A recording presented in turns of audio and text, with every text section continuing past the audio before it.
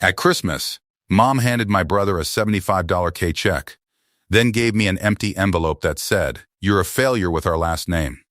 Everyone laughed. I left before dessert.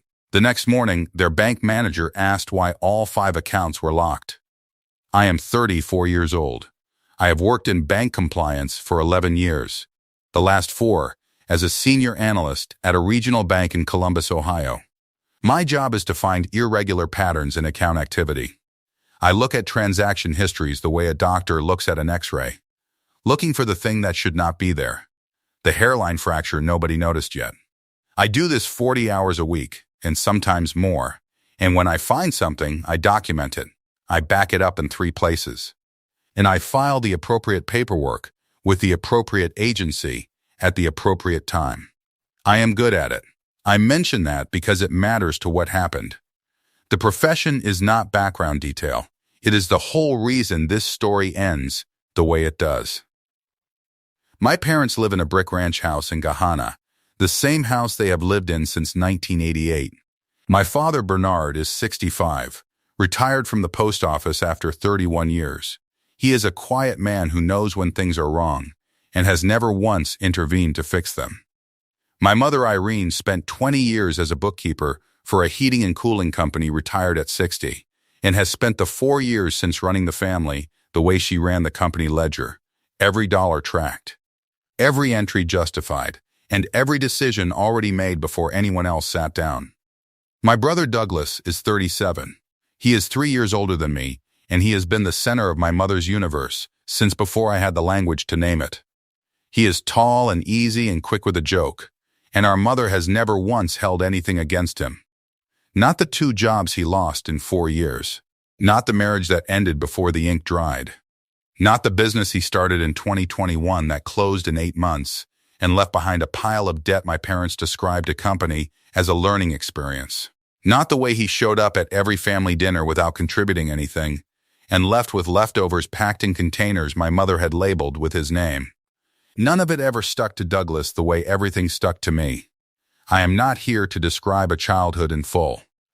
But there is one memory I need to give you, because it explains the shape of everything else. Christmas 1998. I was 8 years old. Douglas was 11. My mother set the gifts out the way she always did. Douglas's pile on the left side of the tree, mine on the right. His pile was taller than the tree stand. There were wrapped boxes and a red bow on something large hidden behind the armchair. My pile had 4 items. One of them was a toothbrush. I opened a card from my grandmother. Inside was a $20 bill folded once. I held it up and smiled the way I had been trained to smile. Douglas opened the red 10-speed bicycle last. He walked around it twice with his hands in his pockets, assessing it the way he assessed all gifts from our parents, like a man confirming an inventory he had already ordered. Then he looked up at our mother and said, "It's perfect." And she made a sound I had never heard her make before. This soft exhalation of pure happiness. The sound of someone who has given the exact right thing to the exact right person. When I held up my $20 bill, my mother said, "You can put that in your piggy bank, sweetheart." She said it with warmth. She always said everything with warmth. That was the hard part. From the outside, it did not look like cruelty. It looked like a mother who loved her son very much and was teaching her daughter about saving money. I folded the $20 bill and put it in my pocket. I did not put it in a piggy bank. I put it in a coffee can I kept on the top shelf of my closet, behind a shoebox, where my mother had never once reached. By the time I was 12, that coffee can had $460 in it. I had counted it so many times the bills were soft. My partner Felix has been watching my family for 6 years. He is 36, originally from Cleveland, and works as a high school history teacher, which means he is professionally trained to notice the dynamics that other people in a room choose not to see. He sees them. He says so out loud. That is one of the things I love most about him, and also the thing that used to make me the most defensive. The first time he came to a family dinner, he was quiet the whole drive home, 45 minutes on the highway without a word, which for Felix is unusual. He is not a quiet person in the car. Then he said, "Does your brother pay rent?" I told him Douglas stayed at the house rent-free while he got back on his feet. Felix nodded slowly. The way he nods when he has more to say and is deciding how much of it he will say that night versus a different night. How long has he been getting back on his feet? He moved back in after the business closed. So about a year. And before that? I did not answer right away. Before that, Douglas had been in the house for 8 months after his marriage ended. Before that, he had been in the house for 14 months after his second job let him go. There was a period in between when he had a place of his own, for maybe 2 years, and those 2 years were the only time in recent memory the house had been just my parents. He's had a hard run, I said. Felix said, just that one sound. He looked out the passenger window at the highway lights and said nothing else. I drove home and washed 11 dishes in the sink one by one, slowly, and thought about what he had not said. The first wrong thing I could put a number on happened in March of the year before last. I received a letter from a lending company in Cleveland addressed to me at my Columbus apartment. My full legal name. My social security number in the account summary box. The letter was a payment confirmation for a personal loan of $31,000 with a monthly installment of $618. The mail came at the usual time, around 2 in the afternoon. I sorted it at the kitchen counter the way I always do, standing up, moving through it quickly. The electric bill, a catalog for outdoor furniture I had not requested, a takeout menu, and this envelope. Cream-colored, business weight, with a corporate logo I did not recognize in the upper left corner, and my name in the address window. I almost set it aside with the catalog. Something about the weight stopped me. I had not taken out a personal loan. I set the letter on my kitchen counter and walked to the window and stood there looking at the parking lot below for a while. 3 cars I recognized. 1 I did not. The lot light had been out for 6 weeks, and the building manager had not fixed it. I stood there thinking about that. The light, the letter, the parking lot, because I did not want to think about what I already knew. Then I walked back to the counter and read the letter again, slowly, the way I read flagged account statements at work. I was looking for the error. There was no error. Under co-borrower, the name listed was Douglas Franklin Vance. He had used my name and my social security number as a co-borrower on a loan without my knowledge, without my signature, and without my consent. In the state of Ohio, that is identity fraud. In federal law, it is wire fraud if the loan crossed state lines, which it had, because the lending company was headquartered in Pennsylvania. I did not pick up the phone. I sat down at my kitchen table and took out a pen and wrote down the date on a notepad. Then I opened my laptop. In my job, when an account shows irregular behavior, we do not move immediately. Moving immediately tips off the account holder and gives them time to cover their tracks. We document first. We build the picture. We let the pattern establish itself until it is undeniable, until any reasonable review would reach the same conclusion. I had been a named joint account holder on my parents' main checking account since I was 22. My father had a cardiac episode that year and spent 4 days in the hospital in the Methodist Cardiac Wing on South High Street. My mother called me from the waiting room and asked me to come, and when I got there, she had a form on the table between us and a pen, and she said, "Can you be on the account in case something happens?" And I said yes, and I signed. He recovered fully. My name stayed on the account because nobody thought to remove it, and I had used that access exactly once in 12 years, when I set up automatic payment for their water bill during a month they were traveling. Once they were back, I stopped looking. After the letter arrived in March, I started looking again. I pulled 19 months of transaction history across the household checking account, the savings account, a secondary checking account my mother used for what she called household extras, and a money market account my father had opened in 2015 for retirement cushion. 1,140 transactions. I exported all of it to a spreadsheet and sorted it 3 different ways. The pattern appeared on page 2.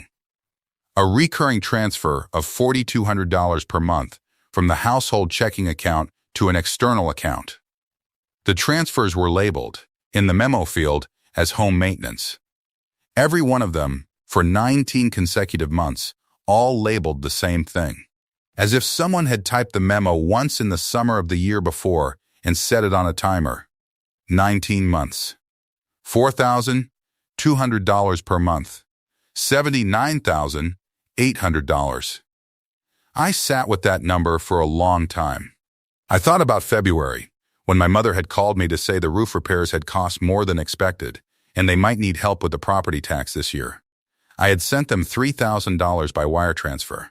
I had pulled that money from a savings account I had been building for 3 years toward a down payment on a condo. I sent it without asking questions, because they were my parents and the roof was leaking. 4 days after I sent that $3,000, the $4,200 transfer went out again to Douglas's account. And my mother called me the following week to say thank you, they had taken care of everything. I did not break anything. I got up, washed the single coffee mug in my sink, dried it, and went to bed. The next morning, I opened a fresh case file on my home laptop and gave it a reference number. I backed up all the transaction exports to 3 locations: my work server under a personal folder, an external drive I moved to my car's glove compartment, and a password-protected cloud folder my mother does not know exists. Then I went to work and sat at my desk and filed a suspicious activity report on an unrelated account for a dollar amount considerably smaller than $79,800, and I did my job for 8 hours and drove home. Over the following 4 months, I built the file the way I build every file at work, methodically, without emotion, with every piece in its correct place. I confirmed that the receiving account was registered under Douglas's name at a credit union in Delaware County. I drove to that county on a Thursday afternoon in April and sat in my car in the parking lot of the county clerk's office with my laptop and confirmed the registration through the Public Business Records database. Then, I drove home. I did not stop anywhere on the way back. I requested a credit report in my own name and found the $31,000 loan already 2 months past due in collections, with my Social Security number on file and a payment history showing Douglas had paid exactly 1 installment of $618 before stopping. My credit score had dropped 41 points. I documented this with a time-stamped credit bureau printout and stapled it to the front of the case file folder. Felix found me in the kitchen at midnight in June, with the folder open and the credit report on top. He stood in the doorway for a moment without saying anything. He had been asleep. He had work in the morning. He looked at the paper and then at me and said, "How bad?" 41 points, I said. He was quiet. Then he said, "What are you going to do?" I told him I was going to document it correctly and file it with the right people at the right time. He looked at the folder again. He pulled out the chair across from me and sat down. He did not ask any more questions. He just sat there while I finished organizing the section, and when I was done, he put the kettle on without being asked and made 2 cups of tea, and we sat there at the kitchen table with the folder between us and the tea going cold, and neither of us spoke about it until I closed the folder and said I was going to bed. He said, "Okay." He turned the kitchen light off after me. I also found something I had not been looking for. Douglas had applied for a second personal loan at a different lender in September, using my name again as co-borrower. That application was still pending. The lender had not yet run the credit report that would have shown the delinquency on the first loan. I called the second lender's fraud department from my car during my lunch break, using my work credentials as a compliance professional. I told them what I had found. The application was flagged. They thanked me. They said they would be in touch. In November, I contacted the fraud division at my parents' bank directly, not as a customer, as a credentialed professional flagging a pattern of concern related to a joint account I held authorization on. I asked to speak with their compliance manager. I was transferred to Cora Latimer, who picked up on the second ring and introduced herself the way compliance people do: name, title, the case number she was about to assign. I told her what I had. I told her my role, my relationship to the account, my authorization standing. And then I walked her through the transaction pattern the way I would walk a junior analyst through a flagged account at my own bank. The amounts, the frequency, the memo field repetition, the receiving account, the identity loan, the timeline. She asked 3 questions during the whole presentation, and all 3 were good ones. When I finished, she said, "How long did it take you to build this documentation?" I told her 4 months. She said, "Send me everything."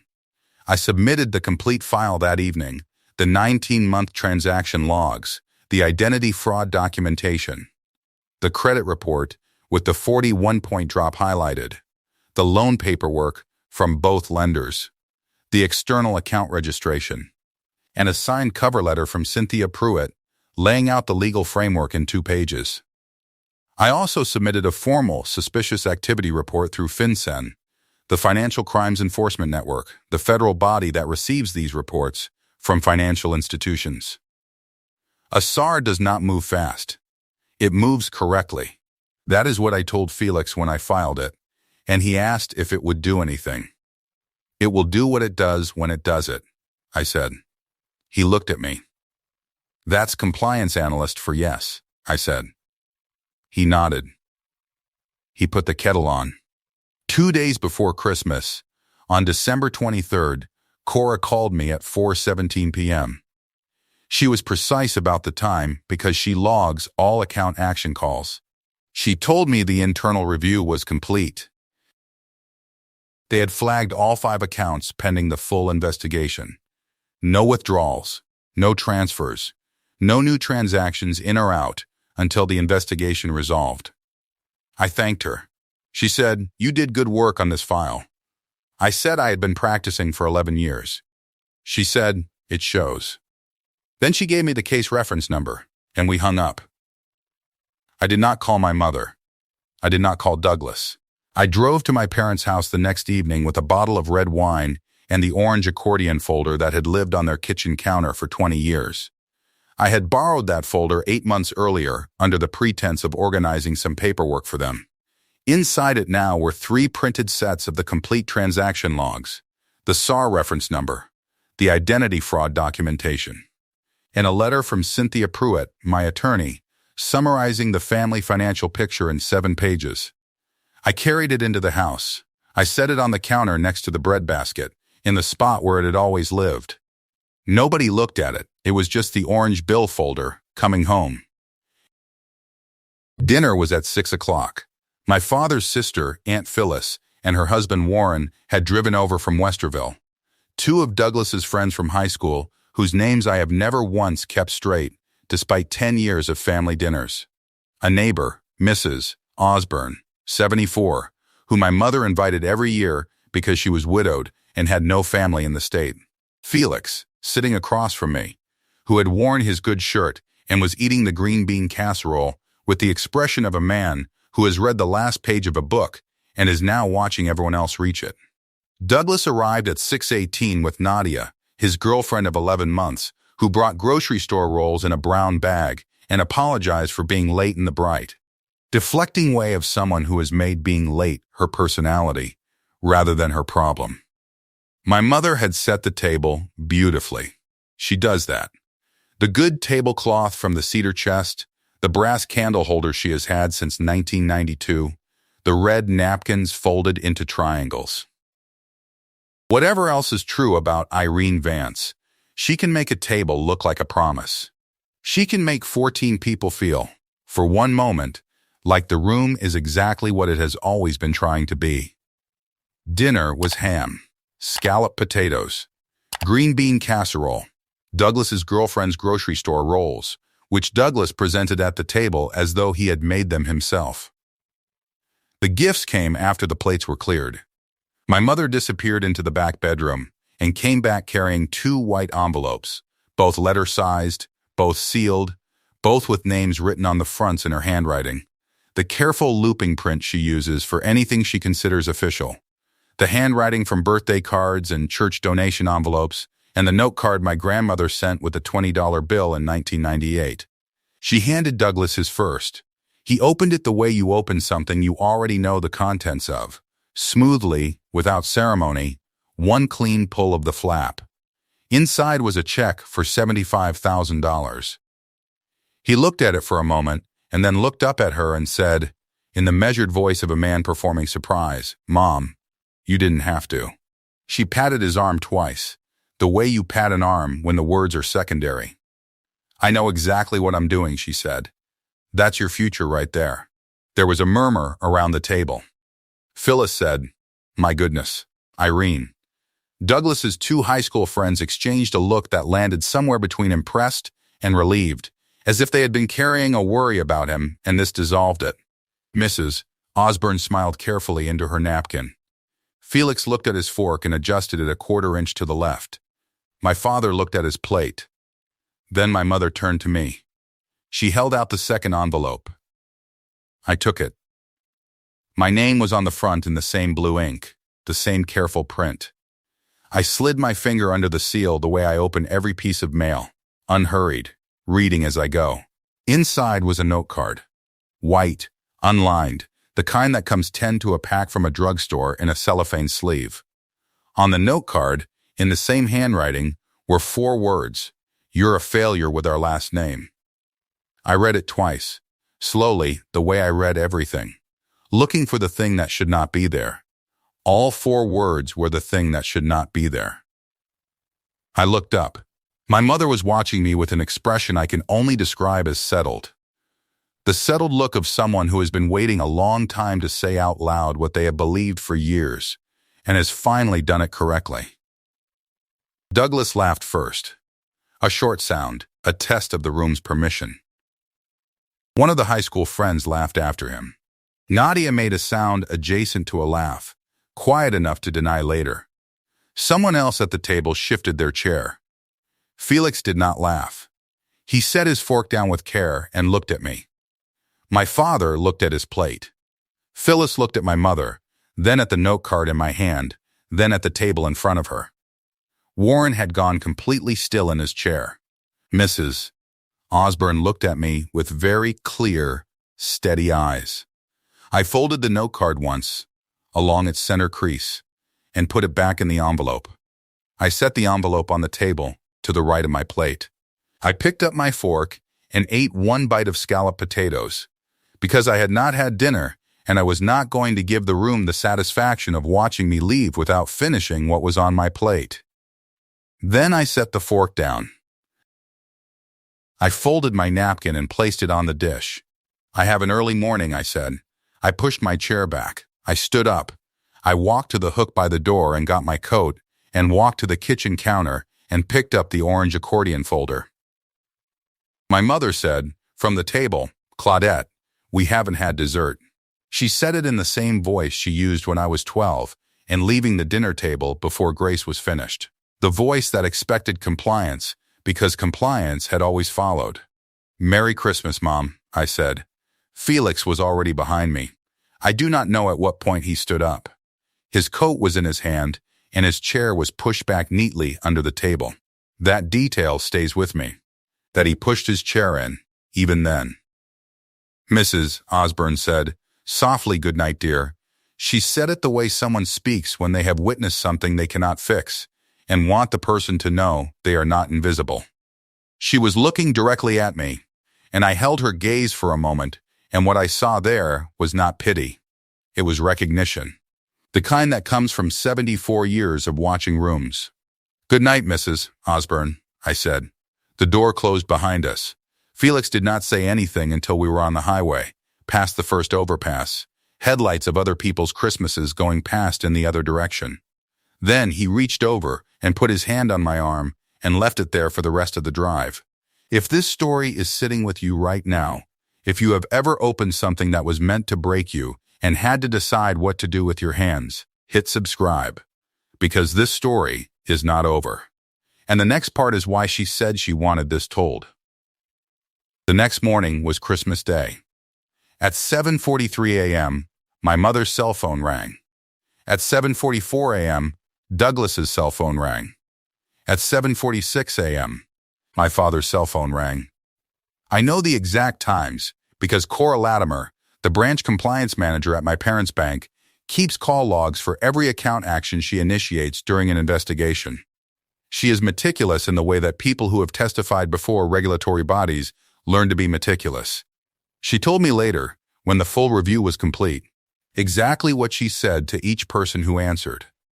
What the accounts were under, an active fraud review. What that meant, no funds accessible pending investigation. What that covered, withdrawals, transfers, and new transactions, all suspended. What to do with concerns, contact the bank's fraud division with the case reference number she was prepared to provide. My mother called me at 8:02 a.m. I was in my kitchen, making coffee. I watched her name appear on my phone screen. I watched the screen until it went dark. Then I poured my coffee and stood at the window looking at the parking lot, which was quiet on Christmas morning, and drank half the cup before it cooled. She called again at 8:06. Again at 8:14. At 8:22 she left a voicemail I did not listen to until 4 days later. Douglas texted me at 8:20. The text said, "What did you do?" Not a question mark, a period. Because even at that point, even before he had the full picture, he understood that the shape of what had happened had my name on it. I set my phone face down on the counter and finished my coffee. What my mother did not know when she handed Douglas that $75,000 check was that the account that check was drawn on had been frozen for 47 hours. The check was paper. It was signed in her handwriting. It was real. It was also, at the moment she held it out across the Christmas table, completely unactionable. A piece of paper referring to an account in the condition of a car with the engine removed, the exterior intact, the interior cold. Douglas took that check to his branch on December 26th. He presented it at the teller window with the composed expression of someone arriving to collect what belongs to them. The teller ran it through. The teller called her supervisor. The supervisor called the branch manager, a man named Aldridge, who had been in banking for 22 years, and who had seen checks presented against frozen accounts before, though not usually for this amount and not usually on the day after Christmas. The check was returned. Unpaid, Douglas stood at that window for a while, long enough for the line behind him to back up and for the teller to find a reason to step away from her station.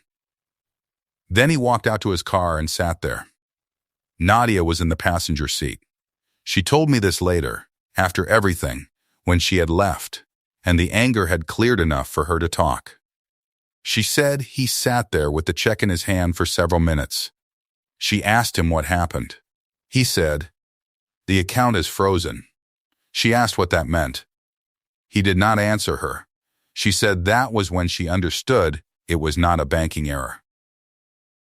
The personal loan Douglas had taken out in my name, $31,000 now 3 months past due, was referred to the county prosecutor's office in early January. The charge filed in March, identity fraud under Ohio Revised Code 2913-49, and unauthorized use of a financial transaction device under Section 2913-02. For the dollar amount involved, and with my documentation and the loan company's cooperation, the prosecutor's office determined sufficient cause to proceed. Douglas called me in January once.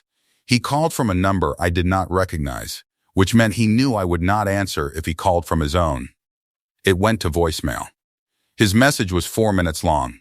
He explained that he had only used my name because he was going through a hard time, and he knew I would have helped him if he had asked, and he had not wanted to put that on me.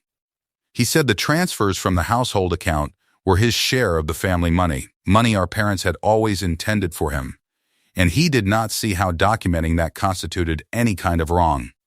He said he hoped we could talk. He said he loved me. I listened to the voicemail in its entirety. Then I forwarded it to Cynthia with a note that said, "Adding to file." She responded, "Already did. Thank you." The second loan application, the one at the second lender using my name, was formally declined. The fraud flag I had placed on my credit file in November traveled with it. He had applied for $22,000. He received a letter that explained, in the standardized language all decline letters use, that the application could not be processed at this time. Nadia left in February. She left quietly, in stages, a suitcase on a Wednesday while Douglas was at his mother's, then a second suitcase the following week. Then the olive green throw blanket she had kept on the couch, because she said it was the only thing in the apartment that was hers. She texted me once, months later, after the plea agreement was signed. The text said, "I should have seen it sooner. I don't know why I didn't." I replied, "Most people don't, until the paperwork arrives." She replied with a single period, and that was the end of it. My attorney, Cynthia Pruitt, who works out of a fourth-floor office downtown, and who has the particular calm of someone who has spent 20 years watching people discover what their families have done, sent a letter to my parents' attorney in March. The letter was 3 pages. It requested a formal written acknowledgement of the $112,000 in documented transfers from the parental accounts to Douglas over 4 years. It requested a fair accounting of remaining assets. It requested a written representation of estate intentions for both named children. My mother called Cynthia's office 4 days after the letter arrived. She told the receptionist that I was being vindictive, and that the whole situation was a misunderstanding, and that she was sure it could be resolved over lunch. Cynthia's receptionist documented the call. Cynthia added it to the file. Here is the thing about Irene Vance that I have spent a long time trying to understand. She is not evil. I have turned that possibility over enough times that I am confident of it now. She did not wake up on Christmas Eve and decide to wound her daughter. I think she believed with her whole self that Douglas was the one who needed that money and that I was the one who could take care of herself. She had built her entire understanding of her 2 children around this framework. Douglas was fragile. Douglas needed protecting. Douglas was the one whose potential had not been realized yet. I was capable. I was fine. I was the one who sent the $3,000 when the roof was leaking and did not ask for it back. My capability was, in her accounting, proof that I did not need what she was giving him. My stability was evidence that she could redirect resources his way. Every $4,200 transfer she justified as stabilizing him. Everything she withheld from me, she justified as trusting me. The note card was not cruelty in her version. It was motivation. She was trying to light a fire under someone she had decided was coasting. The fact that this logic had cost me 41 points off my credit score, a fraudulent loan in my name, 19 months of watching money leave the household accounts, and 1 Christmas envelope designed to humiliate me in front of 14 people, none of that registered in her version as harm. Because in her version, I was fine, and Douglas was not. That is the cruelest kind of logic. It lives in the same house as love, and you cannot tell them apart from the outside. 6 months after Christmas, the situation looked like this. Douglas was indicted on identity fraud charges in March. His attorney negotiated a plea agreement in June, 3 years supervised probation, mandatory financial counseling, and full restitution of the $31,000 loan balance to be paid to me in monthly installments over 36 months. His first check arrived on a Tuesday in a plain white envelope with no return address. The amount was $861.11. I deposited it that afternoon at the ATM on my lunch break, walked back to my desk, and opened the next flagged account file on my queue. I did not feel anything I could name. That is not numbness. That is what resolution actually feels like when it arrives correctly. Not a wave. Not a release. Just the next thing. My credit score recovered to within 9 points of where it had been. I have been watching it monthly the way I watch accounts at work. Not anxiously, but attentively. It will get there. Cynthia's letter produced a signed family financial disclosure from my parents' estate attorney, a careful man named Alderton, who I suspect found the whole process as uncomfortable as everyone else involved, and who documented, in clean, precise language, that Douglas had received $112,400 in parental transfers over 4 years, while I had received one payment of $3,000 in a month when $4,200 simultaneously left for Douglas's account. The disclosure did not change anything legally, but it existed. It was on file. In Cynthia's office, in the county recorder system, and in the backup folder on my external drive. My parents are still in the brick ranch in Gahana. My father called me in April. He did not explain anything and did not apologize for anything. He told me the tomatoes were coming in early this year and asked if I wanted any. I said yes. On a Saturday in late April, he left a bag on my porch without knocking, with a rubber band around the handles and a folded paper towel tucked inside that said, in his handwriting, better this year. B. I stood on the porch for a moment, holding the bag. The street was quiet. Someone 2 houses down was mowing.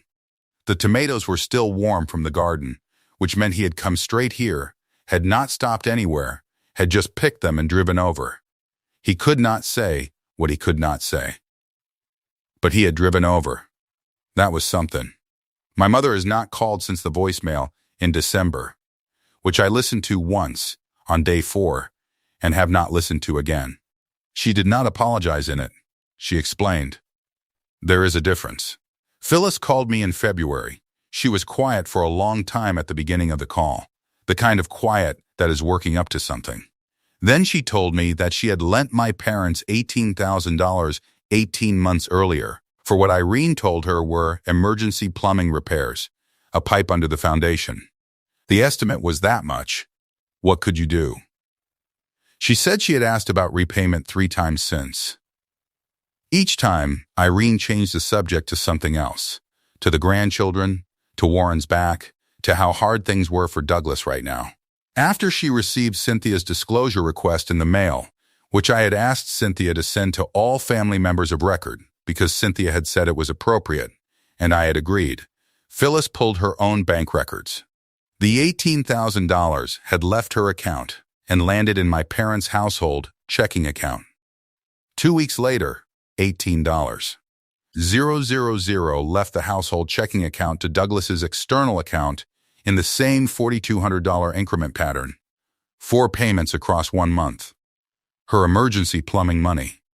Phyllis said on the phone, in a very steady voice that had clearly been steady for a while before she called me, I had no idea. I told her I believed her completely. She was quiet again. Then she said she was sorry. She did not say exactly what for. I think it was for several things at once, the way apologies usually are when they are real. For the laughter at the table, for not speaking, for the $18,000 she would probably not see again, for the 30 years she had watched Irene run her version of the family and had never questioned it because she was family and you do not. I told her there was nothing for her to be sorry about. And I meant it. Warren got on the line briefly at the end of the call and said, "You did right." 3 words, the way men of a certain age say the truest things, fast, quiet, and without elaboration. Like the thing was obvious, and always had been, and he was just noting it for the record. Then he gave the phone back to Phyllis, and she said goodbye, and we hung up. Felix and I spent Christmas Eve this year at our own place in the Short North neighborhood. He made the green bean casserole the way I make it, with the fried onions from the can on top. Because over 6 years of family dinners, he had paid close enough attention to memorize it. We ate at our kitchen table with 2 plates and 1 candle, and the tree we had decorated in a single Saturday afternoon. All the lights we had picked together, and no star on top, because we had disagreed about the star and agreed we could live without it. After dinner, I got up to clear the plates and Felix said, "Hey." I turned around. He was holding his wine glass and looking at me the way he looks at things he wants to remember accurately. "You doing okay?" I stood there with the plates and thought about it. The real version of okay, not the polite one. "Yeah," I said. "I think so." He nodded. The nod that means he believes me, not the nod that means he is waiting to hear more. I washed the plates in the casserole dish and left them in the drying rack. On the top shelf of our hall closet, behind a stack of board games we had bought with good intentions, there was an orange accordion folder with a fraying elastic band around it and a pen clip that no longer held a pen. I did not open it. I did not need to. It had already said everything it needed to say. I kept the note card. It lives in the orange folder now, in the inside pocket, behind the third divider. I look at it sometimes, not often, when I need to remember why I am careful. Not because the words still hurt. They do not. They are 4 words on drugstore stationery from a woman who believed she was stating a fact about her daughter. She was not stating a fact. She was describing her own blind spot, the one she had been carrying for 30 years, the one that had cost her $79,800 she could not recover and one daughter she could not call. Some failures belong to the person who names them. Drop a comment below. We read every one. And if this story found you tonight, subscribe to Family Secret Tales. New stories every week. We will see you in the next one.